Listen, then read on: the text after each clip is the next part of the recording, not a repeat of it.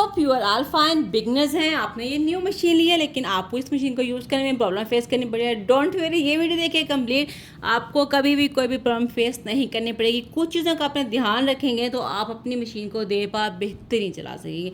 सबसे पहले बिगनर्स से जो मिस्टेक हो रही होती है इस मशीन को लेकर, वो कहते हैं कि हम जैसे ही स्टार्ट करते हैं धागा फ़ौरन से निकल जाता है, या फिर धागा नीचे से इकट्ठा हो जाता है, या धागे गुच्छा होता है। ये तो बहुत ज़्यादा प्रॉब्लम फेस करनी पड़ती है। इतने कमेंट्स आते हैं कि बहुत ज़्यादा। तो सबसे पहले बिगनर्स को मैं ये कहना चाहूँगी, थ्रेडिंग जब तक आपकी प्रॉपर्ली नहीं होगी ये मशीन वर्क नहीं करेगी। ठीक है, सबसे पहले जब भी आपने थ्रेड डालना है, ये हमारा होता है प्रेशर फुट बार, पीछे इसका होता है प्रेशर फुट बार उठाने वाला। प्रेशर फुट आपका जो पाँव है वो मशीन का ऊपर होना चाहिए। फिर आपने इसकी करनी है थ्रेडिंग कुछ इस तरह से, और थ्रेड टिक अब भी आपका ऊपर होना चाहिए। फिर हमने यहाँ पे हुक आता है, उसमें थ्रेड डालने के बाद हम नीडल में डालेंगे, फिर हमने स्टार्ट करनी है। अक्सर जो बिगनर्स जो प्रॉब्लम करते हैं कि हमने अभी स्टार्ट किया, धागा एक दो स्टिच लेते ही नहीं है कि निकल जाता है। उसकी वजह क्या होती है, प्रेशर फुट बार नीचे होता है, जिसकी जैसे हम थ्रेडिंग करने जैसे स्टार्ट करते हैं वो ये देखिए ऊपर में नीडल होती है ना, तो वो धागा तो होते थोड़ा वो ऑटोमेटिकली निकल आता है। तो जब भी आपने स्टिचिंग स्टार्ट करनी है, प्रेशर फुट बार को पहले ऊपर करना है, नीडल में थ्रेड डालने के बाद ये देखिए नीडल में थ्रेड डाली है, इसके बाद प्रेशर फुट पर ऊपर है। आपने तकरीबन इतना थ्रेड अपना पीछे रखना ही रखना है। इतना सा थ्रेड होता है, जैसे ही आप स्टार्ट करते हैं वो फिर थ्रेड निकलेगा ही निकलेगा। इसके बाद आपने स्टिचिंग करना स्टार्ट करें। स्टिचिंग करना स्टार्ट करेंगे आपने स्टार्टिंग में, क्योंकि न्यू मशीन होती है, आपको एक्सपीरियंस नहीं होता, यहाँ से पकड़ना है, 1 से 2 स्टिच अपने आराम से लेना है। अगेन फिर हमने अपनी मशीन को सीना स्टार्ट कर देना है। ठीक हो गया। अच्छा, बिगनर्स होते हैं, उनकी ग्रिप नहीं होती इस मशीन के ऊपर, वो क्या करते हैं कि वो एकदम से तेज़ से आते हैं, धागा फिर इकट्ठा हो जाता है। जब भी आपने प्रेशर फुट बार को चलाना है, जैसे हमारा ये प्रेशर फुट बार होता है, इस पर आपने स्लोली पहले अपने पाँव का प्रेशर देना है, फिर आपने स्टार्ट करना है। आप कैसे करना है, आप एकदम से करेंगे, आप बिगनर्स हैं, आप ये जो होती है मोटर वाली आप नहीं संभाल सकते, तो आपने पहले एक फैब्रिक लेना है, जिसके ऊपर फिल्म पेपर लगा के स्लोली आपने पहले इसके ऊपर हल्का हल्का प्रेशर देने के बाद फिर आपने स्पीड बढ़ानी है। इसको आपने पहले यूज़ टू हो जाना है, फिर आपने जो है वो स्टिचिंग स्टार्ट करना है। अब एक और सबसे बड़ा प्रॉब्लम जो कि करते हैं, वो क्या करते हैं कि रिवर्स बटन को जब भी यूज़ करते हैं, अभी देखें स्टार्ट में नीडल फैब्रिक के ऊपर अभी जस्ट एक स्टिच आया होता है और फ़ौरन से रिवर्स दबा देते हैं, जिसकी वजह से हमारी मशीन स्टकिंग का प्रॉब्लम फेस करना पड़ता है।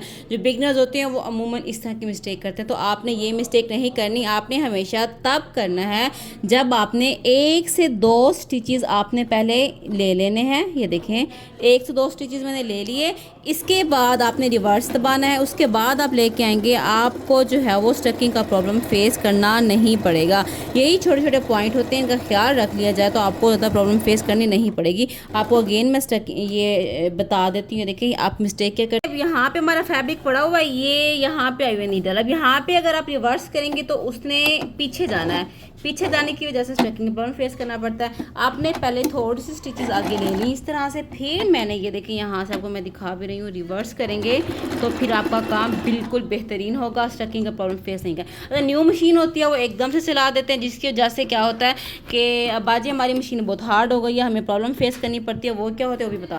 स्टार्टिंग में क्या होता है कि आप फटाफट से कर लेते हैं, इस जगह पे थ्रेड फंस जाता है। बस इसको आप जब क्लीन कर लेंगे तो बेहतरीन सा काम हो जाएगा और आपकी मशीन की वर्किंग बिल्कुल ठीक होगी। ये जस्ट 3 चीज़ें हैं जिनका आपने ध्यान रखना होता है, आपकी मशीन की वर्किंग बेहतरीन होगी। इन चीज़ों का ध्यान रखना है। इसके बाद अक्सर इसको समझते हैं कि ये हमारी डिज़ाइन की विड्थ है, ये हमारी डिज़ाइन की विड्थ नहीं होती। इस तरह का पैटर्न जब भी बना हो, it's mean it's a tension. इसमें होता है कि धागे का खिंचाव कितना होना चाहिए, नॉर्मल आपने 4 ही रखना है, मैं हमेशा कहती हूँ, तो ये होगा। तो इन चीज़ों का ख्याल रखना है कि आपकी मशीन की वर्किंग बेहतरीन हो। इसका ध्यान रखना है जब भी आप स्टार्टिंग करना मशीन को चलाना स्टार्ट करें, आपने पहले थोड़ा सा स्मॉल फैब्रिक ले लेना है, इसके ऊपर आपने स्टिचेस ले लेने हैं।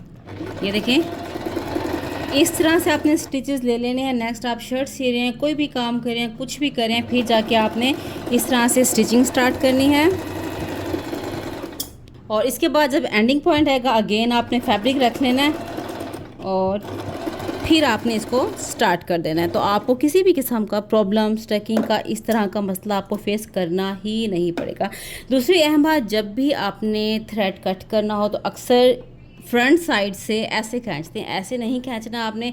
तो इससे क्या होगा, आपके नीडल बार पे भी काफ़ी हद तक दबाव आता है और नीचे बॉबन में भी।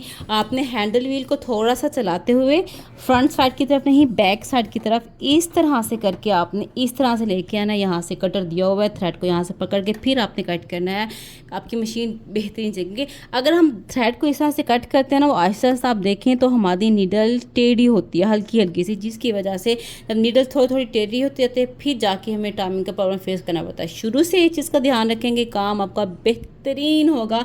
और ये थी मेरी डिटेल में वीडियो। आई होप आपको यकीनन पसंद आई होगी। अगर अच्छी लगी हो तो लाइक करना मत भूलिएगा, न्यू है तो सब्सक्राइब कर लीजिएगा इस तरह की मोर इन्फॉर्मेटिव वीडियोज़ के लिए। मिलेंगे नेक्स्ट, तब तक के लिए बाय बाय।